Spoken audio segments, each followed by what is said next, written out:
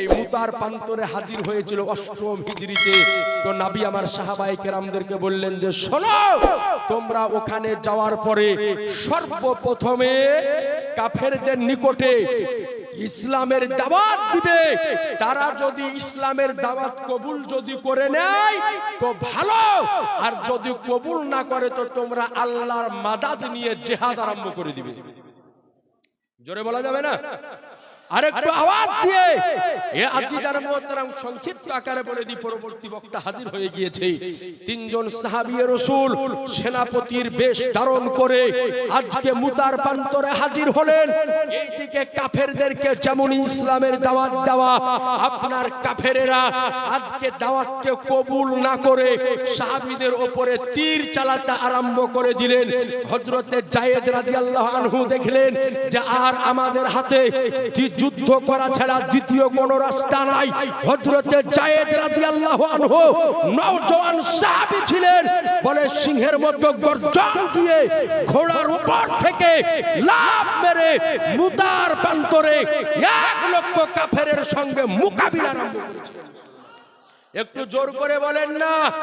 এইবার তিনি কিছুক্ষণ মোকাবিলা করার পরে তিনি যখন শাহাদাত বরণ করলেন, দ্বিতীয় সাহাবী নবীর চাচাতো ভাই হযরতে আলীর ভাই হযরতে জাফর তৈয়ারি রাদিয়াল্লাহু আনহু ইসলামের ঝান্ডাকে ধরলেন। কিছুক্ষণ যুদ্ধ চালানোর পরে একজন কাফের হযরতে জাফরের বাম বাজুতে একটা তলোয়ার যখন চালালো, হযরতে জাফরের বাম বাজুটা কেটে আজকে জমিনে পড়ে গেল। ডান হাত দিয়ে ঝান্ডাকে ধরলেন, ডান বাজু আজকে কেটে পড়ে গেল। এরপরে দুই হাত যখন পড়ে গেল, হযরতে জাফর দেখতেছে আরে ইসলামের পতাকা তো পড়ে যাবে। কসম খোদার, দুই হাত কাটা অবস্থায় নিজের বুক দিয়ে ইসলামের ঝান্ডাকে উঁচু করে ধরেছিলেন মুসলমান। একটু জোরে বলেন না। এইবার তিনার দুই হাত কাটা পড়ে, দুই পা কাটা পড়ে। একজন সাহাবী বলে আমরা তাকিয়ে দেখলাম যে যায়েদের জাফরের একদিকে হাত কেটে পড়ে, একদিকে পা কেটে পড়ে, একদিকে গর্দান কেটে পড়ে, শরীরের প্রত্যেকটা অঙ্গকে কেটে আলাদা করে দেওয়া হয়েছে। এরপর তাকিয়ে দেখলাম যে ইসলামের ঝান্ডা এখনো জমিনে পড়ে নাই, বরং উঁচু হয়ে আছে। বলে আমি কাছে আসার পরে যায়েদের হাতকে উঠিয়ে চুমা খেলাম, জাফরের পাকে উঠিয়ে চুমা খেলাম, মাথা থেকে পা পর্যন্ত প্রত্যেকটা অঙ্গতে চুমা খেলাম। এরপরে জাফরের প্রত্যেকটা অঙ্গ একটাই কথা বলতেছিল, ওগো নবীর সাহাবীরা, মদিনাতে পৌঁছানোর পরে আমার নবীকে জানিয়ে দিও যে জাফরের আজকে হাত কেটে আলাদা হয়েছিল, পা কেটে আলাদা হয়েছিল, গলা কেটে আলাদা হয়েছিল। এরপরেও গলা কাটা অবস্থায় ইসলামের ঝান্ডাকে পড়তে দেয় নাই, বরং কাটা মাথাতে দাঁত দিয়ে ইসলামের ঝান্ডাকে উঁচু করেছিল। একটু জোর করে বলবেন না।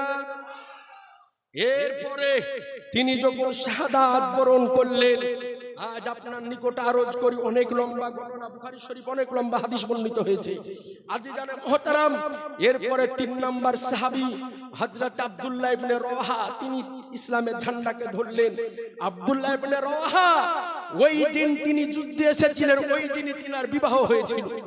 বাসর ঘরে নিজের নববধূকে আজকে বসিয়ে রেখে ইসলামের জন্য নিজের প্রাণকে জানকে উৎসর্গ করে দিতে এসেছে।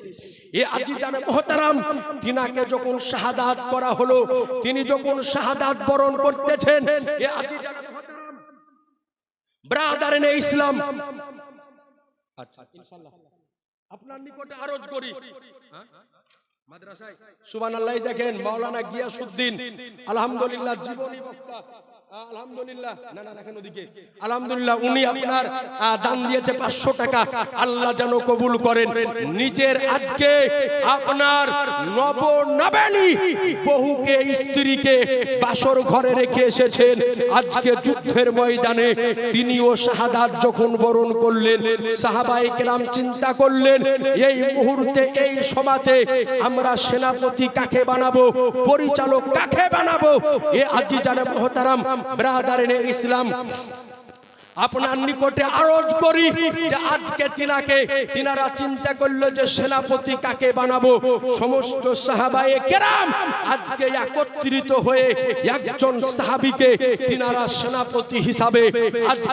সেনাপতি হিসাবে বেছে নিলেন। যিনার নাম শুনলে কাফেরদের আজকে বুকে কম্পন আরম্ভ হয়ে যেত। তিনার নাম শুনলে কাফেরদের গায়ে লোম খাড়া হয়ে যেত। তার নাম ছিল হযরত খালিদ ইবনে ওয়ালিদ রাদিয়াল্লাহু আনহু। একটু জোরে সুবহানাল্লাহ বলেন। সংক্ষিপ্ত আকারে শুনিয়ে দিই, খালিদ ইবনে ওয়ালিদ রাদিয়াল্লাহু আনহু ইসলামের ঝান্ডা ধরে আজকে তলোয়ার হাতে নিয়ে মোকাবিলা চালাতে আরম্ভ করলেন। কয়েক ঘন্টার মধ্যে মুতার প্রান্তর থেকে 1 লক্ষ কাফের আজকে ময়দান ছেড়ে পালিয়ে গেল আর ইসলামের যুদ্ধে জয়লাভ হয়ে গেল। আজ আপনাকে বলি, এত গতিতে যা হযরতে খালিদ ইবনে ওয়ালিদ তলোয়ার চালিয়েছিলেন, 1 নয় 2 নয় 8 খান তলোয়ারকে ভেঙে ফেলে দিয়েছিলেন মুসলমান। একটু জোর করে সুবহানাল্লাহ বলেন না। তো যাই হোক ব্রাদার, এইভাবে ইসলাম আমাদের নিকটে এসেছে। ইসলাম ধর্মকে জীবিত রাখতে তিনারা 1 নয় 2 নয় সন্তান তো সন্তান জানমাল সব উৎসর্গ করে দিয়েছে। যাই হোক ভাইরা, এ প্রসঙ্গে বলতে গেলে অনেক কথা আছে, যেহেতু আমার নানা চলে এসেছে আমি আর বক্তব্যকে আগে বাড়াচ্ছি না। 100 করে দরুদ পড়েন। আল্লাহুম্মা